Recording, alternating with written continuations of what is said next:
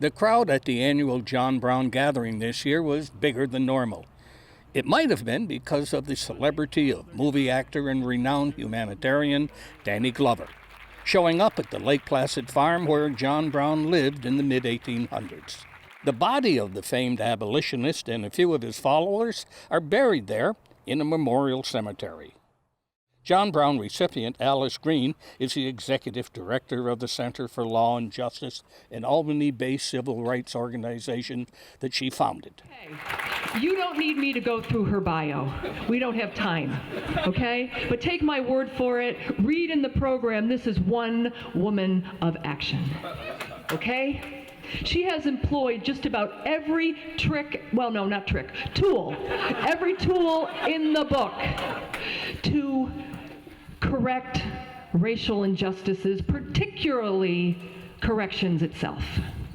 She has petitioned, she has marched, she has organized, she has led, researched, written, public radio, newspaper columns, visiting with people incarcerated in our states. She has met with the, quote, the high and the low.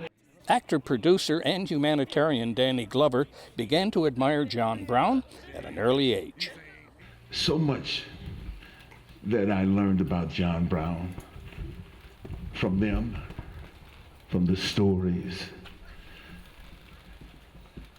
which began when I was about 10 years old, when I first heard his name in a movie called Santa Fe Trail. I remember crying at the end of the movie with his hanging. And I think the questioning, the memory of that moment began to resonate and began to shape so many things that happened about me in history, about the Civil War, and John Brown from that moment on. The award for Brother Yusuf Abdul Wasi Burgess, youth advocate and leader, as well as John Brown Lives board member, received the award after his death at 64.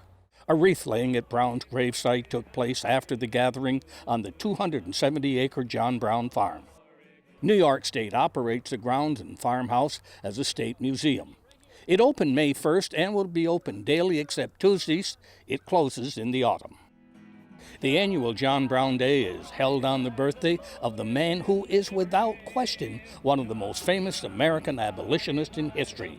Many historians say that he generated much of the ground for the Civil War to free slaves.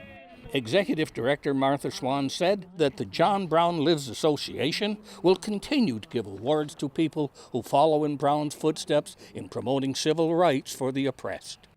For Mountain Lake Journal, I'm Jack LeDuc in Lake Placid.